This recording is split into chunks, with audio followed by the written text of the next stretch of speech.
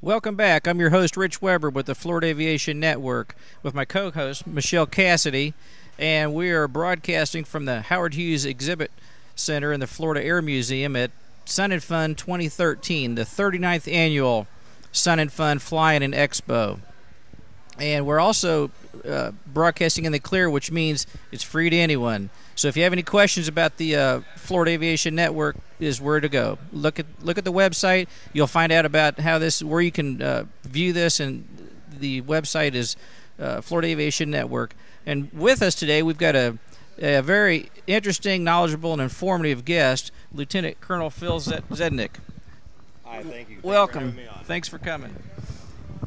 Colonel, tell us a little bit about your background. You've got quite an extensive and very interesting background with your time spent in the Army. Well, yeah, thank you for asking. I spent 21 years in the Army in the Communications Signal Corps arena, and during that period of time, I had some unique opportunities. One being I was a battalion commander that took soldiers and troops over during Operation Desert Shield, Desert Storm during the first Gulf War, and took everybody there and got everybody home safely. So we were very blessed with that. And one of my most interesting assignments was from 1978 to 82 as a young captain. I was selected to become part of the White House Communications Agency, which is a joint service agency that provides communication support to the president, vice president, the White House staff, and so the president can exercise his role as the national command authority to release nuclear weapons and things of that. And that's why it's an all-military operation. And I had the fortune of carrying the football with all the nuclear release codes, and I was again in charge of all the voice communications, both secure and non-secure, for the president, and had the opportunity to fly on Air Force One, Marine One, the National Emergency Airborne Command Post, a flying war room.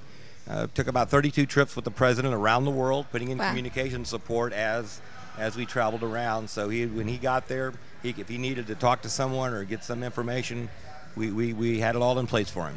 Interesting. That's quite interesting, and quite a life experience, because that was not only there was two presidents actually that you worked under. That's correct. I had 2.5 years with President Carter, and then my last year and a half I was with President Reagan, and in that role I was chief of the audiovisual branch for the White House, and we did all the lighting, the backdrops, we set up his podiums, we built, every president has a custom-made podium built for him based on their height and everything else, and we set the mics up with a primary and a backup, gave a direct feed to the media, and also for a year and a half, we ran the very first teleprompter speech for the president, for President Reagan, in September 1981 on his economic address. We actually built the first teleprompter, and I had the fortune, or misfortune, but actually running each page through the teleprompter, one page. This was before computers, folks, and running that one page at a time through the teleprompter, and watching exactly where President Reagan was going with his speech and his pauses and everything else. So it was quite a challenge, but that started the whole teleprompter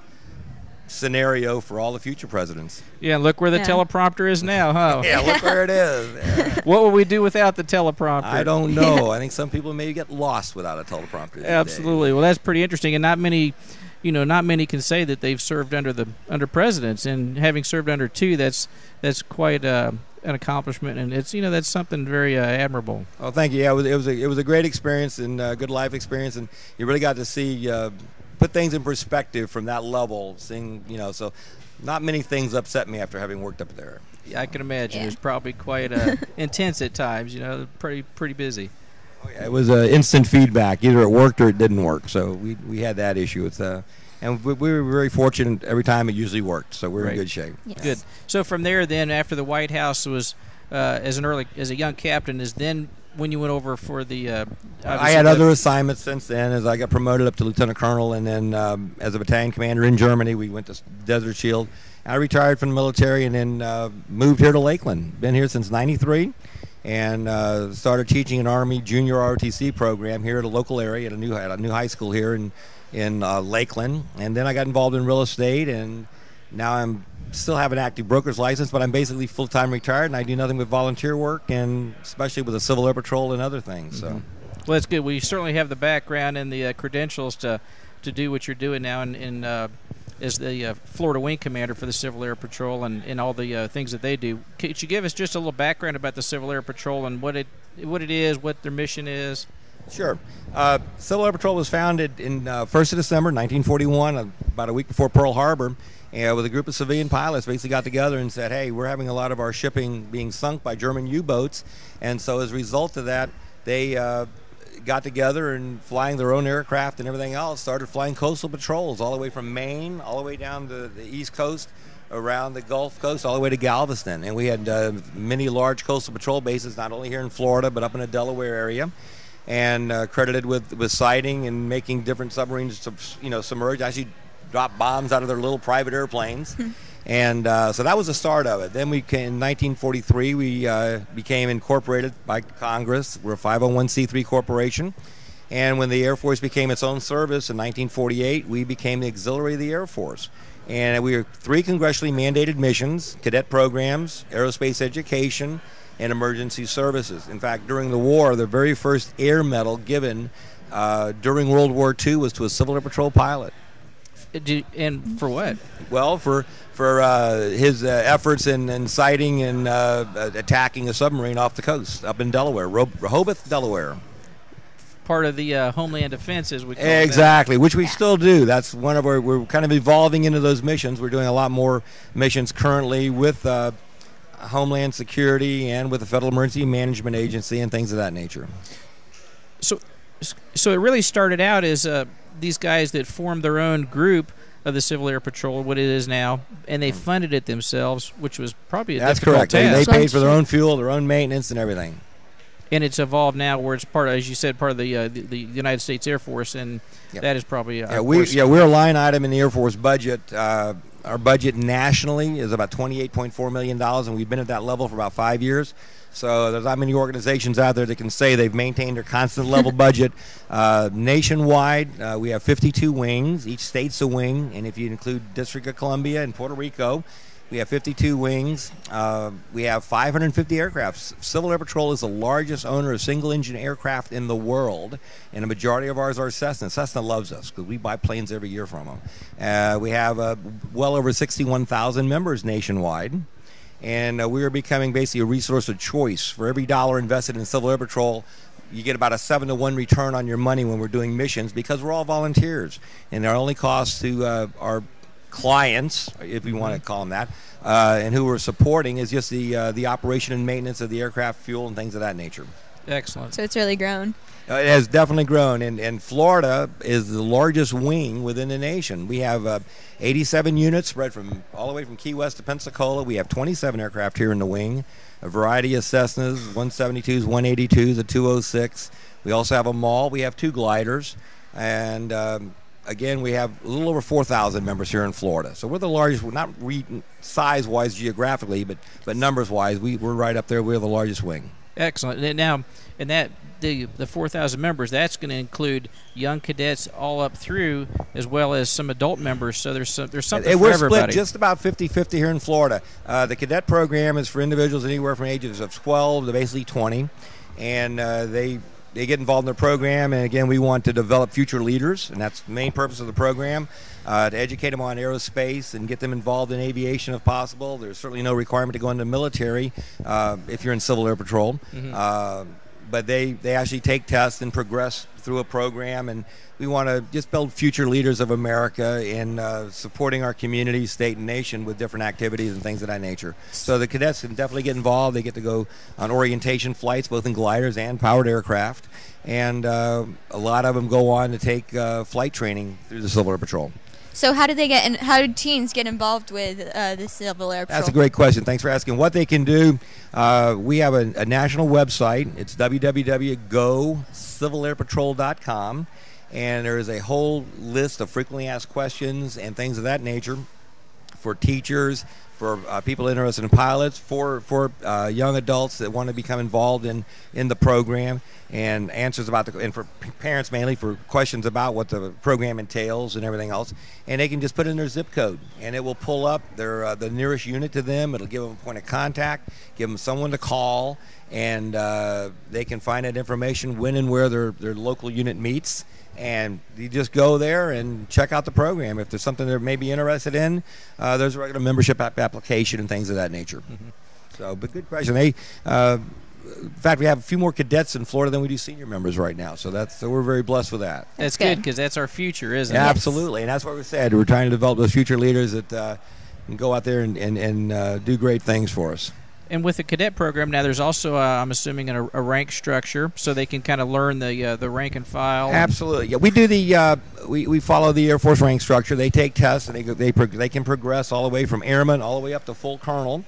And the equivalent of an Eagle Scout, for example, in the Civil Air Patrol is called the Spots, the Carl Spots Award, and that's the highest award you can receive.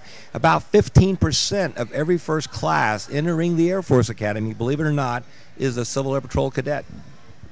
So that really can lead them to quite a that's future. Right. The very first female Thunderbird pilot, Civil Air Patrol cadet. Eric Bowe, one of the mission pilots on several space shuttle program, Civil Air Patrol cadet. So we have folks throughout the aviation career that have gotten their start through Civil Air Patrol. And whether they proceed through, junior ROTC and then ROTC in college, or if maybe they get an academy appointment, there's different ways that they can. Absolutely, yeah. They still. People can get involved any way they want, like I said, and you do not have to be a pilot to be a member of Civil Air Patrol for an adult. Mm-hmm. You literally can just take any position you want within a unit. We have things from finance, personnel, administration, working with the cadets. There's all kind of activities you can get involved in. You can become a member of an air crew as an observer, flying an aircraft with a pilot, or a scanner, looking for targets. We fly approximately 70 to 90% of all the inland search and rescues for 1st Air Force out of the Air Force Rescue Coordination Center out of Tyndall Air Force Base. And that's one of our main stays that we still do on a daily basis. So then that's where, I'm sorry, it was kind of noisy, but where there was if they need to launch, then that's the main launch site for some of the emergency. Someone reports an overdue aircraft. We have an ELT going off, picked up by the satellites or whatever. That information is transmitted to the Air Force Center up in Tyndall Air Force Base, and they'll do an initial analysis and everything else. And if we need, they will then contact our alerting officer. Within each wing has its own alerting officer on a weekly basis, and they would go ahead and call that mission down to us. And then at that point, we become an actual auxiliary of the Air Force, and we're flying and looking for. Every year, Civil Air Patrol is credited between 35 and 50 actual lives saved as a result of our searches.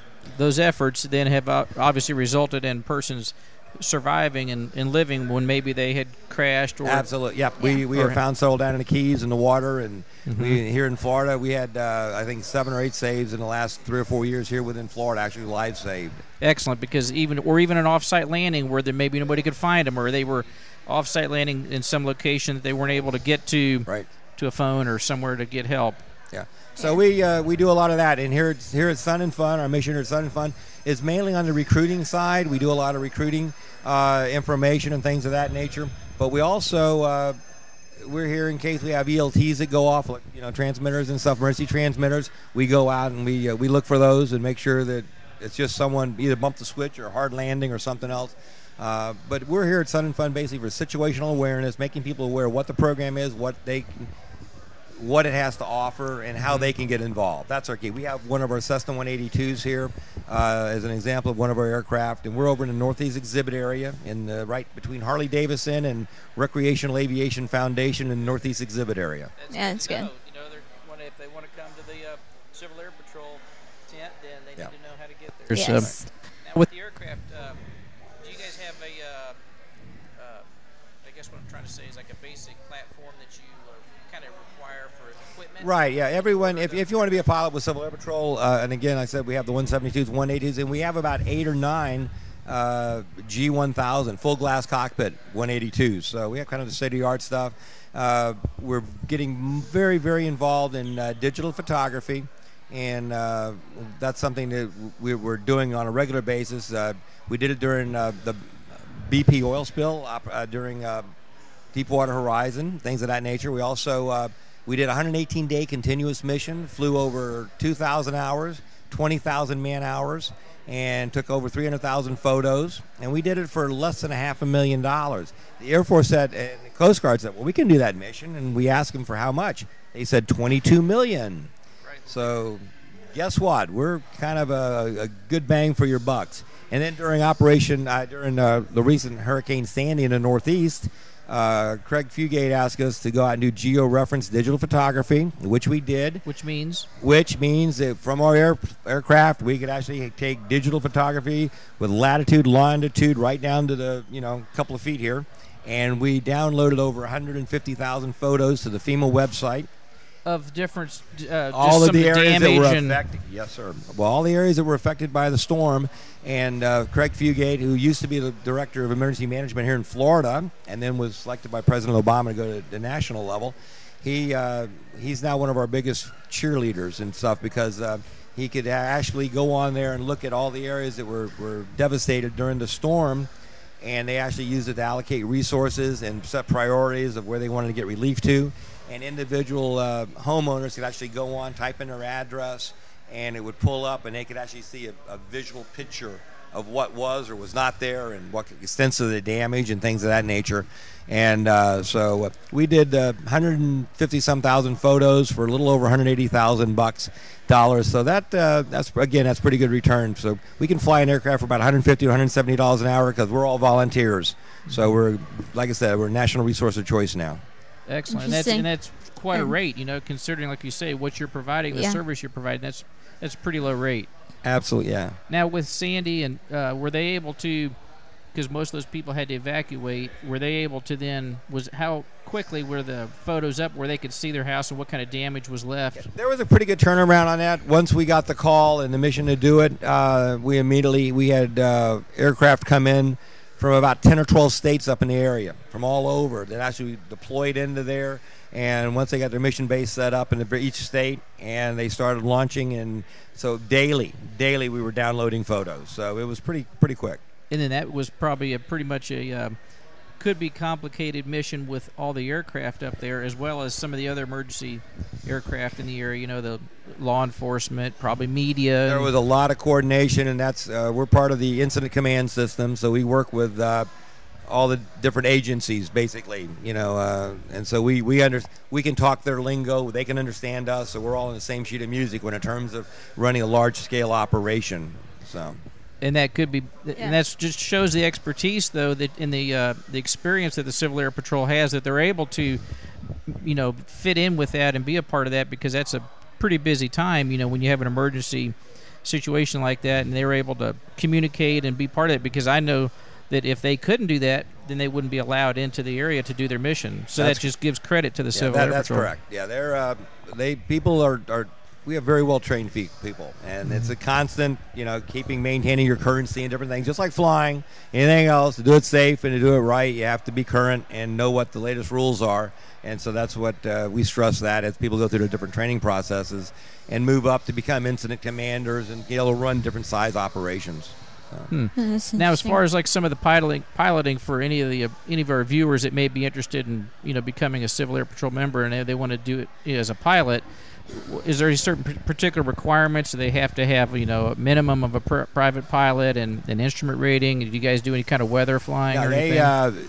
Basically, we have everything from retired Air Force bomber jet pilots to commercial airline pilots that still fly for the airlines, to private pilots. We take everyone from a private pilot on up through CFII. It doesn't matter. If you have a current medical, you're a current pilot, minimum of a private pilot's license, and IFR or not, it doesn't matter. We have different things that you can do, and everyone goes through a basic training program, orientation type program, and must do like anything else. If you're going to rent an aircraft, you have to get checked out. Same thing with us. You have to go through a checkout procedure, and once you're evaluated then you're able to fly the Civil Air Patrol aircraft. Now, with those cadets who are in Civil Air Patrol but they don't fly yet, is there any way for them so they can fly sooner or later? Absolutely, yes. Again, when they get the free orientation flights, we take them up to wet their taste bud basically on aviation and try to get them involved, and that's one of our main missions too.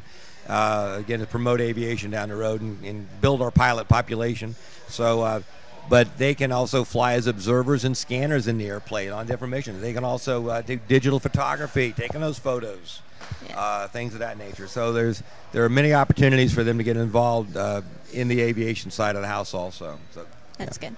Excellent, because they could take some of their skills, like say if they're a photographer, maybe that's what they want to do as a career is photography, but they can develop some of those skills through the Civil Air Patrol and, using them and getting on board and going out and taking photos, even though they may not have an interest in actually becoming a pilot. Right. But it also gives them an avenue to use those learned skills that they're working on as a photographer, for example. And again, on the cadet side, we also have ground teams, for example, that actually go out and look for the ELTs using direction finding equipment and things of this nature. And we use them for flight line marshaling, for marshaling aircraft at different events and things of that nature. So there's a lot of areas in the aviation field and everything else. But again, we stress the leadership, character development, things of that nature, and that's one of the core backbone of our cadet program. Excellent. When they're out on the search and rescue mission, and you locate an aircraft or a person or whatever it may be, what kind of communications do y'all use? Do you just go through the aviation radio and then just notify the air traffic control, the frequency that you're talking to, or do you have separate radios that you can talk to? We do ground? have our own Civil Air Patrol radios, but we're obviously in touch with the air traffic control system and that network. But we have our own radio system for that if we're out looking on a search and rescue type mission. We also have we can launch aircraft. We actually put a repeater, like an airborne repeater, at a certain altitude and acts as a relay. So we can cover large distances to get the information back to where we need to get it to. So because they've got to coordinate with ground units as well. Then once they locate it, to coordinate them in, to direct them into the site, whether it's off landing site, crash site, whatever it may be. So that's where then they would use the Civil Air Patrol radio? Yes, that's exactly right. We would have direct communication, so we don't love the media, but we don't want the media knowing what we're doing, where we're at, and what we're finding, and things of that nature until an incident's basically closed out and things of that nature. So we have our own discrete frequencies and radios we use for that kind of information. And that way you can coordinate with like local law enforcement, local EMS, fire rescue. Exactly, that's right. And when we interface with those folks, anytime we go on an actual, we call it a red cap, which is actually a real mission where there's a possibility of a downed aircraft that they know they've lost it on radar contact or overdue, or someone sees wreckage or things of that nature. So yeah, those are actual missions that we really get involved in. And thank goodness that we have the Civil Air Patrol that gets involved like that, because like you said, there could be overdue aircraft that could be out there for days before they're found if there was nobody out there looking for them. And that's why we urge everybody, and I know, file those flight plans. Let someone know where you're going, when you're going to get there, your route of flight, just anything. And the more planning you can do, then I can sleep better at night, and I don't have to be up all night having to send out people looking for you. So makes a big difference when they do those simple little things of just that prior planning stuff when they're doing especially a cross-country flight, that they follow those kind of procedures. It really does help us out a lot. And if you have an ELT, a 406, a new one, please fill out the time, take the time and register it. We often will get a 406 going off, picked up by the satellite, and we'll go and look up the database, or the FAA will, and no name, no address, no phone number, no tail number. Sure, that's the whole purpose of it, is so we can know who, where, what, how to reach you in case there's an issue. And so I urge everyone to please register their 406s. Every little thing means something. Every little thing, yeah. It's the old attention to detail thing. If you don't do it, and eventually in the long run, it's going to catch up. Just like if you let something go on your airplane and say, "Oh, that's not a big deal." The next week, "Oh, that's not a big deal." Those things start adding up, and guess what? After a while, it can become a big deal. How much time does it usually take the time that someone is actually determined that maybe that they're overdue through the FAA, and how long is it before that you guys get notified and launched? Well, it all depends. That's a call by the Air Force Rescue Coordination Center. Like I said, they do an analysis. They look at radar data. They look at communications data. They pull up different sites. They'll check with the local airports along the route to see if someone landed and just forgot to file a flight, close a flight plan, or if someone stopped and got fuel, or they do a lot of that analysis first. And once they've kind of exhausted those avenues and done their research, basically, that's when they'll give us the latest information, and we'll plot it out, and they'll give us all the data we need, and then we launch. Excellent. Well, that way, because there's a lot of resources that are going to be, activated. So rather than, maybe just someone stopping for fuel, and that's why they're out of touch. They'll try to confirm that before they launch you and. Yeah, that's critical. They do a good analysis, and when they tell us that there's something out there and their last known point, whatever, from that point on, we can pretty much have a good idea where we're going and launch and head out there. What do you see? Is there anything new coming up on the horizon with the Civil Air Patrol? The only things new that are going on is that we've reorganized as a national organization. So that's having some little pains here and there, growing and everything else. But I think in the long run it's going to be good for us. But so we had a major reorganization recently here with Civil Air Patrol nationwide. Really not impacting down at the local unit or anything else. So people will notice not any really changes with that. And we're just constantly looking at maintaining our budget, keeping our budget. We again, our full budget was reinstated just recently by this last Congress for the fiscal year 2013, and so those are issues we have to deal with down in the future. Again, with sequestration and things of that nature.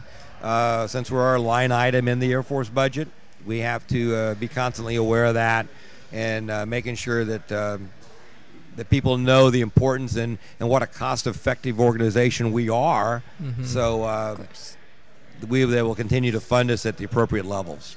So that's always a constant battle. Yeah, that absolutely can be a constant battle. So it's going now on a national level to where you have just a central location as far as like the head of the CAP, whereas before it was each state individual. Well, we still have each wing. Each wing has a wing commander, and again, I'm the Florida wing vice commander for Florida. Each wing has its own commander, and there's regions. There's 8 regions in the nation, and our national commander again is General Chuck Carr, and our headquarters for Civil Air Patrol is Maxwell Air Force Base out in Montgomery, Alabama, and we now have a board of governors. Just almost like, for example, like a board of directors type thing with CEOs, chief operating officers, chief financial officers. So we're going back to our 501c3 type structure and things of that nature.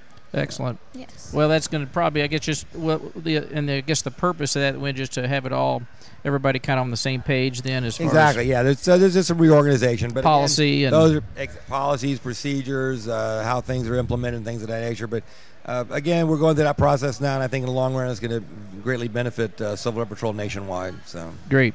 Now with the aircraft.